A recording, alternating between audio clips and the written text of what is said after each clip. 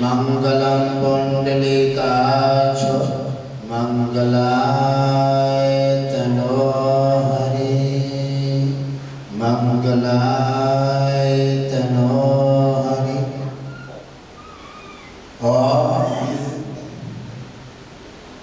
ओम गुरु ब्रह्मा गुरु विष्णु गुरु देवो महेश्वर गुरु साक्षात् परब्रह्म तस्मै श्री गुरुवे नमः। संसार में गुरु एक चैतन्य स्वरूप परमात्मा है। बिना गुरु के दानव मानव किसी प्रकार का किसी के प्रति ज्ञान की वृद्धि नहीं हो सकती और बिना ज्ञान के अज्ञान प्राणी अपने बारे में, ईश्वर के बारे में, माता पिता के बारे में, देश के बारे में और अपने धर्म के बारे में कोई उसे ज्ञान नहीं हो सकता है। और बिना ज्ञान के अज्ञान प्राणी ऐसे घूमता है जैसे शमशान में मुर्दा अचेत पड़ा है। कहा जाता है कि बिना गुरु के और बिना चैतन्य स्वरूप परमात्मा ज्ञान के प्राणी अज्ञान होता है। वो कुछ भी नाना प्रकार से अनित्य पर पैर रख करके और वो सोचता रहता है कि उसकी सोचने से उसका नुकसान होने लगता है, क्योंकि अज्ञान प्राणी को ना कोई लाभ से मतलब है और ना कोई नुकसान से मतलब है। अज्ञान प्राणी ऐसे वो अग्नि जन्म मृत्यु को कोई भी उसके बारे में उसे ज्ञात नहीं है। इसलिए ज्ञान चैतन्य स्वरूप परमात्मा है, क्योंकि बिना ज्ञान के जब बच्चे का जन्म होता है तो माँ छोटी सी बच्चे को मलबे से निकाल करके सफाई करती है, तो माँ गुरु का दर्जा दे करके और बच्चे का कल्याण।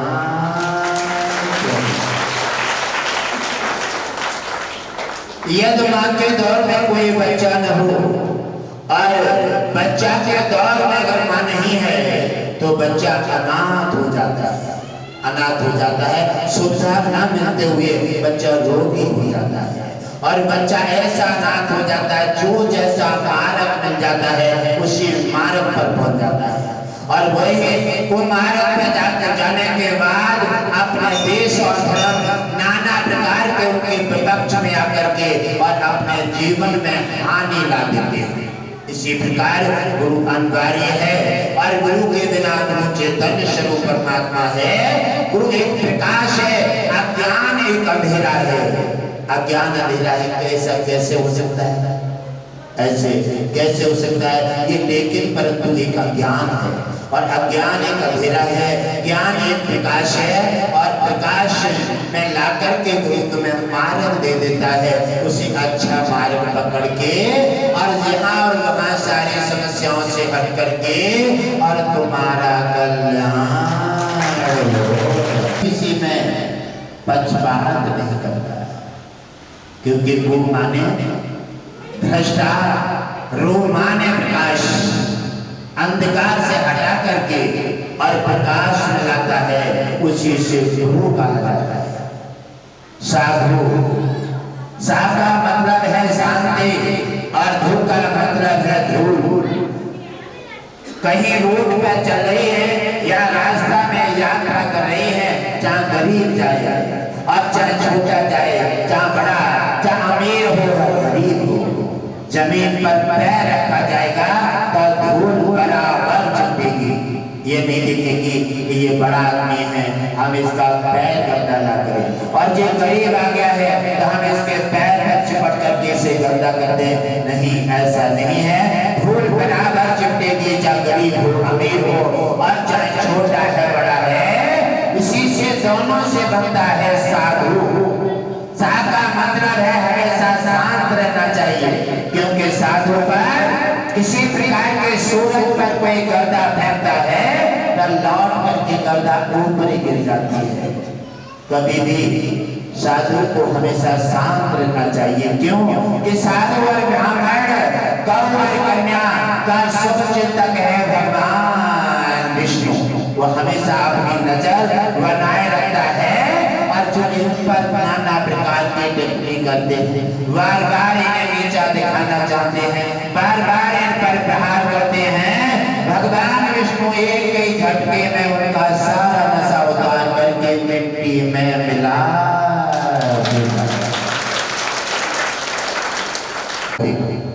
इतिहास उठाकर देखो, क्योंकि भगवान विष्णु का और ब्राह्मण का कोई विशेष संबंध है। क्योंकि हर समय भगवान विष्णु की नजर ब्राह्मण पर, चाहे सत्य हो, चाहे द्वापर हो, चाहे त्रेता हो और चाहे कलयुग हो, एक से कोई लेना देना नहीं है।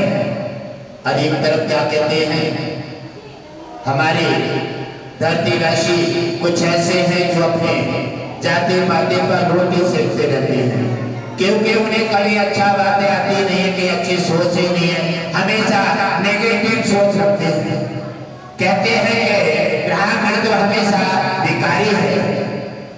चलो ठीक है, ब्राह्मण को भिखारी मान लो, ब्राह्मण भिखारी है, क्योंकि सुदामा ने भिखारी जरूर थे लेकिन सम्मानीय थे। कोई अपना ऐसे नहीं थे कि एक घर मांगने के बाद अपने नीति धर्म को त्याग दिया। 5 घर मांगे और 5 घर में अगर राशन पूरा नहीं मिला तो छठे घर ले गए। हमेशा सुदामा स्वाभिमानी ब्राह्मण थे, कभी नीति नियम को नहीं तोड़ा। आज चलो मान लिया जाता है, एक बात मान लो, ब्राह्मण गरीब है, भिखारी है, ठीक है, ब्राह्मण को भिखारी समझ करके आपने छोड़ दिया। तो फिर जब आरक्षण का समय आया तो फिर आप तो बड़ी थी, ब्राह्मण भिखारी था, फिर आपने ब्राह्मण को आरक्षण में क्यों नहीं जोड़ा? आरक्षण तुमने नहीं लिया। अरे आरक्षण किसको मिलना चाहिए? भिखारी के लिए, जिसके पास कुछ नहीं है। तो आरक्षण में तुम भिखारी बन गए, हाथ तुमने बढ़ा दिया, तब कह दिया ब्राह्मण आरक्षण के योग्य नहीं है, इनके पास सब कुछ है। एक तरफ उन्हें भिखारी बनाते हो और दूसरी तरफ आरक्षण आप भिखारी बनकर ले लेते हो। तो आप कौन है भिखारी? आरक्षण देने वाला या फिर आरक्षण छोड़ने वाला? अरे सोच समझ के तो बोलो। ब्राह्मण भगवान, ब्राह्मण धरती का देवता है और सदा रहेगा।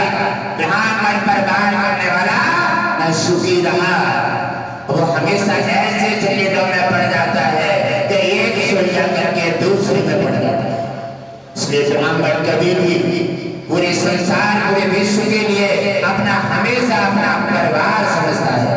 ब्राह्मण कभी किसी के लिए कष्ट देना नहीं चाहता। और ब्राह्मण सोचता है कि मैं किसको कष्ट दूं, सब जहां नजर डालूं सब मेरे हैं। इसलिए कहा जाता है कि ब्राह्मण दया का पात्र है। जहां दया का धर्म है, जहां लोभ का पाप और जहां क्रोध का काल है, जहां छिना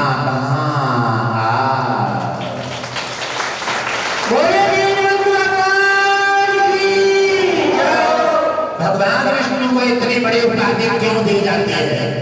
भगवान विष्णु सभी में अलग अलग उपाधि क्यों दी जाती है? भगवान विष्णु ये त्रिकालदर्शी है, त्रिकालदर्शी, तीनों ग्रंथ इनके हाथ में है। और बात उनकी है कि चाहे वो भी रूप धारण कर ले। विष्णु ने ब्रह्मा रूप धारण किया और विष्णु ने शंकर का रूप धारण कर लिया। उन्हीं के हाथ में तीनों सृष्टि रचने वाले भी हुई है और सृष्टि संहार करता भी हुई, और सृष्टि का पालन व सर्व उनके हाथ में है। क्योंकि ये अलग अलग रूप धारण करते हैं। ब्रह्मा और विष्णु में तीनों ये त्रिकालदर्शी है। भगवान विष्णु हमेशा शांत है, क्योंकि उन्होंने कहा है कि मेरे क्रोध के लिए मैं क्रोध आकर किस पे करूंगा, और मेरा क्रोध जब विकार धारण करता है। आप देख लीजिए, जिस समय भस्मासुर ने वार किया शंकर जी पर पार्वती लेने के लिए, और उन्हीं ने उन्हें वरदान ऐसा ही तो धरती पर हो रहा है। जिन माता पिता की संपत्ति संतान देती है और उन्हें माता पिता से पल करके और सेवा करके और बड़ा कर देते हैं, और वही संतान माता पिता को धिक्कार देती है। ऐसा ही भस्मासुर राक्षस में, अरे वो तो राक्षस था, आप तो देवता हैं और आप देवता हैं और देवता होकर के राक्षस बन रहे हैं। इसलिए भस्मासुर ने वरदान लेकर के और शंकर जी की पार्वती को देख करके और उसमें अपनी कुदृष्टि लगा दी। ये तो राक्षसों का पहले भी होता है। राक्षस तो ना आप अपने हैं और न कभी होंगे। ये तो दुष्टाचारी है, ये तो गद्दार हैं और गद्दारों को तुम अपने में लाओगे, अपने में जोड़ोगे, अपना उनसे संपर्क बनाओगे, अपने संबंध में जाओगे, तब वो गद्दारी करेंगे। और हमेशा गद्दारी करना उनका स्वभाव है। कैलाशपति पर जब वार किया और कहने लगे ये नारी कौन है, ये बड़ी सुंदर देवी है और चलो मेरे पास वरदान है और कैलाशपति को भस्म कर देता हूँ और पार्वती को अपने पास लेकर के चलो आराम से जीवन व्यतीत करेंगे। राक्षस की कितनी छोटी बुद्धि हो जाती है, जिसने नहीं सोचा जो दुनिया संसार का मालिक है, देव के जन्म के बाद तो कैलाशपति के अधीन है। अब चाहे तो पलक मारते ही समाप्त कर सकता है, लेकिन नियम और बंधन में बंधे हुए थे। उन्होंने कहा जिसने मैंने वरदान दिया है मैं उसे समाप्त नहीं कर सकता। इसलिए कैलाशपति देव के अपने प्राण बचा करके भागने लगे। उधर देव ऋषि नारद के रहे हैं कि ये क्या हो रहा है। अब कैलाशपति को ये भस्मासुर भस्म करना चाहता है। हकीकत में ऐसे ही सीन हमारी धरती पर आरंभ है, क्योंकि धन खाता है और भाई नासूर बन जाता है। जो जिसकी मदद करेगा उसी पर वो हावी हो जाएगा। कोई आता है मेरे पास कपड़े नहीं है, मेरे पास पैसे नहीं है, और गुरुदेव ने उठाए कपड़े दे दिए, गुरुदेव ने उठाए पैसे दे दिए, गुरुदेव ने उठाया सहयोग कर दिया और थोड़े से होश में आया और तब पे भाई फुसकार मारने लगा, क्योंकि तुम देवता होकर के राक्षस बन गए हो। इसी प्रकार क्या होता है सुन लो राक्षस का। अरे भगवान विष्णु देवताओं की और ब्राह्मण की सहायता करने के लिए हर समय दृष्टि लगाए रहते हैं। और देव ऋषि नारद ने भगवान विष्णु से निवेदन किए कि ये नाथ ये क्या हो रहा है। भगवान कैलाशपति वरदान दे चुके हैं भस्मासुर को, और भस्मासुर ने उल्टा प्रस्ताव बना दिया है और कैलाशपति को भस्म करने के लिए हे नाथ ये क्या करने आने वाला है, आप आइए सहायता कीजिए, क्योंकि तुम्हारे बिना कोई भी कल्याण नहीं कर सकता। जब सारे मानव फेल हो जाते हैं तो दो ही चीजें काम आती हैं, या तो गुरु और या भगवान विष्णु। जब उन्होंने जाकर के सुना भगवान विष्णु ने और कहा देव ऋषि नारद चिंता मत करो, मैं अभी कोई योजना बनाता हूँ, और आकर के भगवान विष्णु इतने में धरती पर आ जाते हैं।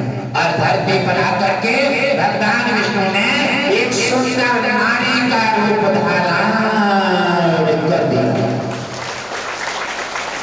अब भगवान विष्णु ने सुंदर नारी का रूप धारण करके इसलिए किए क्योंकि भस्मासुर का इस समय दृष्टि चाहत जो है नारी पर, इस समय जैसा जिसकी सोच होती है और भगवान विष्णु वैसा ही रूप धारण करके और उसका खात्मा कर देता है।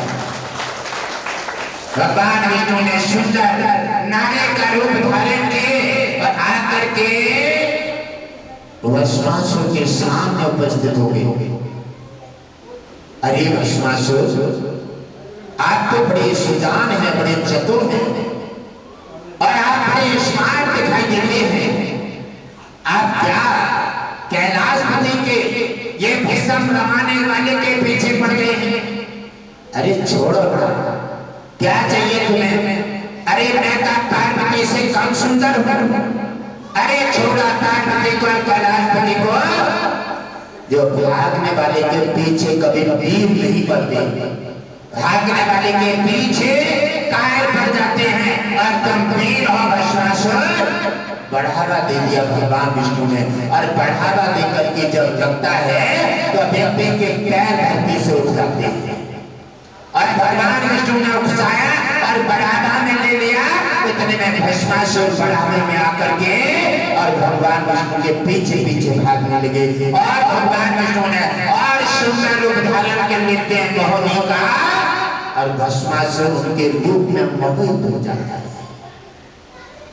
और जब भस्मासुर उनके रूप में मोहित हो गए तो कहने लगे ऐसा करवाओ और कैलाशपति को छोड़ो और पार्वती को, अरे मैं तो उनसे बहुत अधिक सुंदर हूँ और आप मेरे शर्त पूरे करो और हमारा तुम्हारा विवाह होगा और फिर आराम से जीवन व्यतीत करेंगे। कहने लगे ये तो बहुत ही सुंदर है। अरे चलो उससे भी अच्छे मिल गए। ये है वरदान का फल। और जब व्यक्ति अंत कर देता है, चाहे देवता से हो, चाहे गुरु से हो और चाहे ब्राह्मण से हो, अंत कर देता है, तब भगवान विष्णु अपना कोई न कोई रूप धारण करके और उसका सफाया कर देता है।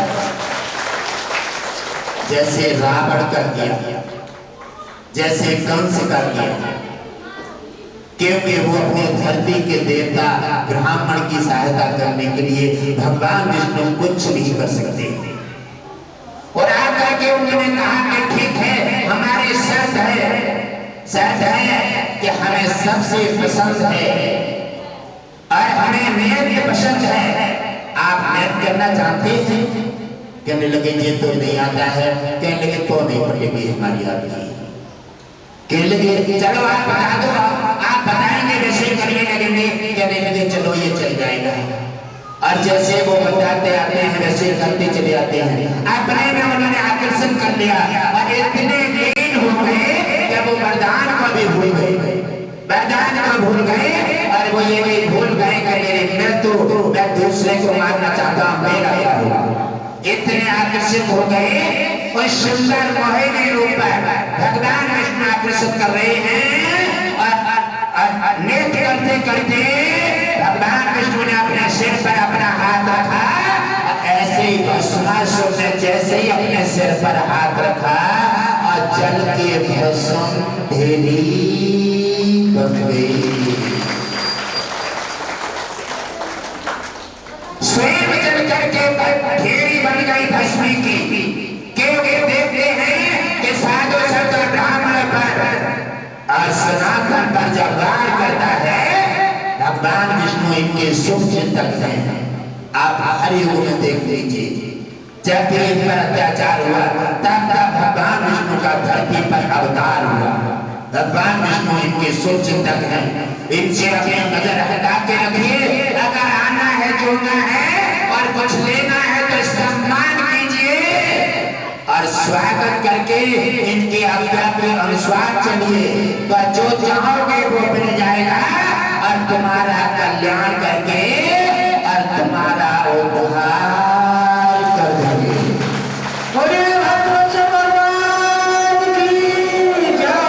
और अगर क्रिकेट जैसा कलर बदला, आकर के नजर दिखाई, आकर के किसी प्रकार का जोश और होशियारी दिखाई, तब भस्मासुर जैसी ढेरी बन जाएगी।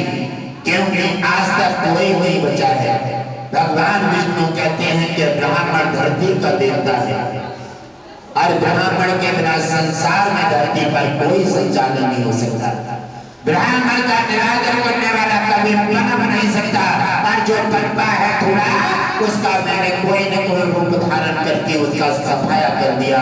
1 लाख पुत्र 1.25 लाख नाते और इनके घर में दिया नबाती। उसी समय भस्मासुर का ढेर बना देते हैं और कहा भोलेनाथ निकल आओ।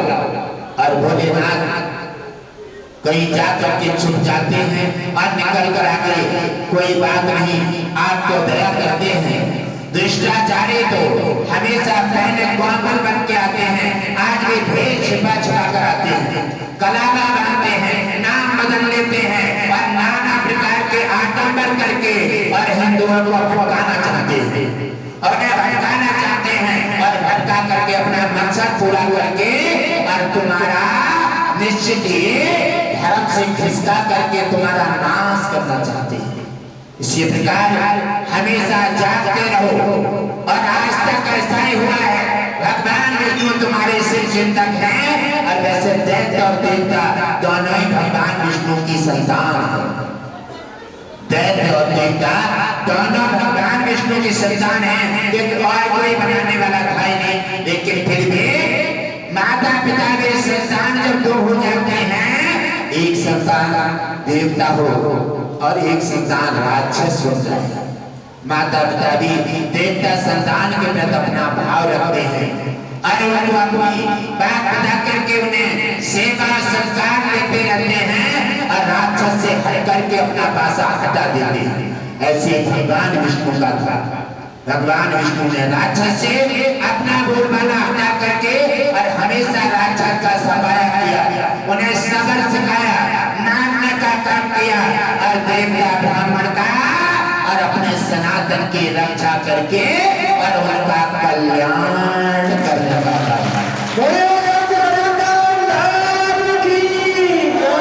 आज भी भगवान विष्णु से अल्लाह दुनिया में और कोई नहीं।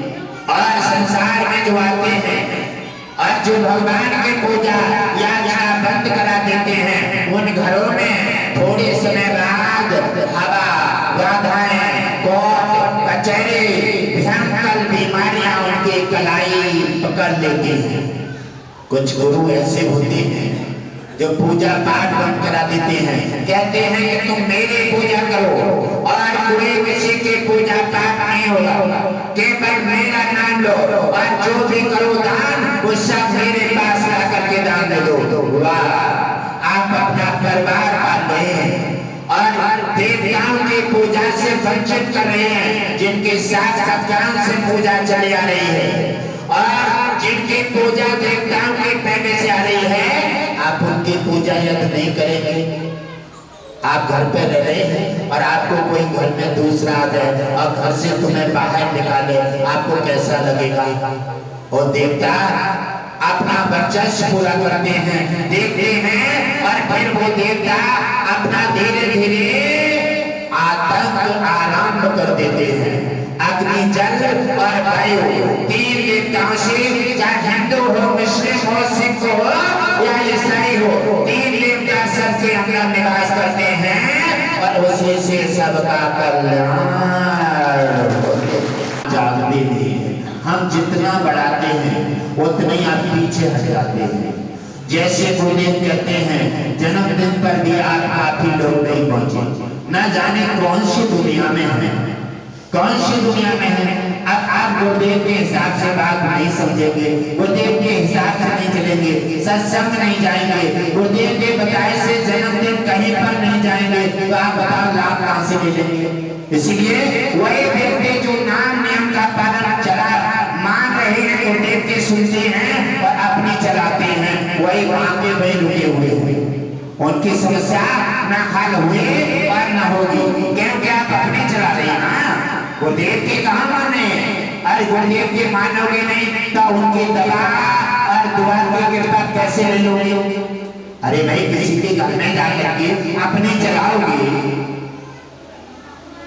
कहते रहोगे, एक दिन, दो दिन, चार दिन कोई निकाल के रख देगा, कर देगा। इसी प्रकार किसी से कुछ लेना है, जहाँ दया का धर्म है, जहाँ लोभता पाप और जहाँ क्रोधता काल है, जहाँ क्षमा वहाँ। इसी प्रकार अगर आप समझे नहीं हैं, आप क्या सोच के थे? गुरुदेव की बात सुन करके गए, गुरुदेव ने बताया तो आपने ढंग से तो चले गए कि हम जाएंगे, घर पे जाकर के अपना प्लान चेंज कर दिया, अपना प्लान चेंज कर दिया। मेरे घर पर कोई नहीं है, चोर आ रहे हैं, भैंस दूध नहीं देगी, गाय दूध नहीं देगी, घर पर ये बच्चे पढ़ने नहीं जा पाएंगे। यहाँ तो गए और घर जाकर प्लान चेंज कर दिया। जैसे प्लान चेंज किया, कैसे आशीर्वाद फिर आप कह रहे हैं हमें कोई लाभ नहीं मिला। लाभ क्यों मिलेगा? आप जब अपने चला रहे हैं, अपने हिसाब से चल रहे हैं, आप अपनी मनमानी कर रहे हैं, गुरुदेव के बताए मार्ग पर नहीं चले, लाभ कैसे मिल जाएगा? लाभ कब मिलेगा? गुरुदेव ने कहा हाँ कीजिए और हमेशा अच्छी सोच, अच्छे विचार रखिए और गुरुदेव की आज्ञा का पालन कीजिए।